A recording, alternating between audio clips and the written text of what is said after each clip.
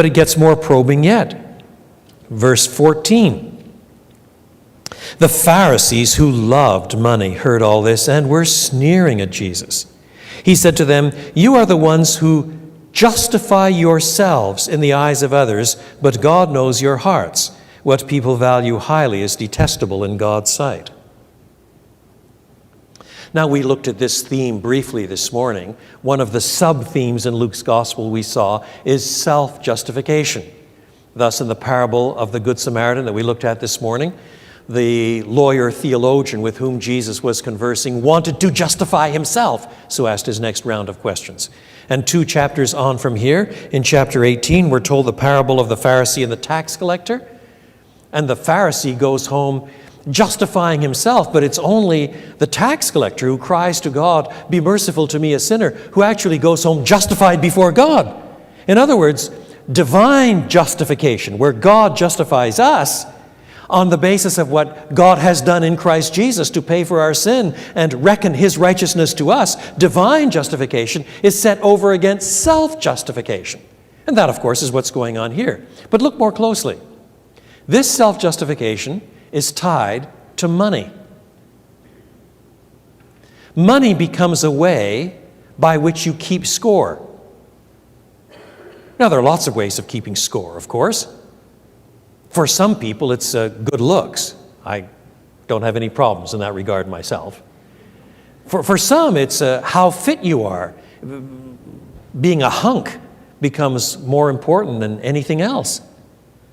For others, it's how far up you are in the pecking order in your institution.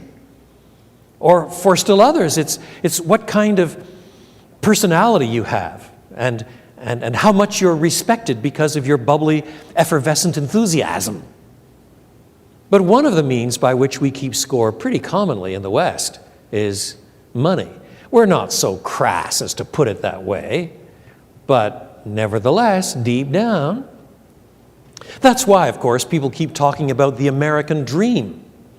The American dream, as far as I can see, is becoming less and less to do with stability and building a family and this sort of thing, and much more to do with having more money than your parents had at the same age. I think that is what is regularly meant today by the American dream. And so in today's economy, people get all nervous because we're losing the American dream, which does not mean that there's no hope or that there's no work or any of those sorts of things. It means you may come out owning a little less than your parents, and that's a betrayal of the American dream. You're losing in the keeping score game. In the keeping score game, you're going downhill. Now that's what's going on here.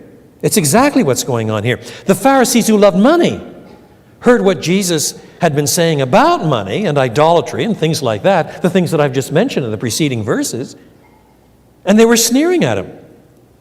They were sneering at him precisely because they were saying, in effect, "Don't you understand? There is a sense in which we keep score." I mean, we don't put it quite that bluntly, but we can say, God has blessed us. Look at how well my business is going. God has blessed us. Isn't that nice? But yet there is always an edge of the self-promotion in it.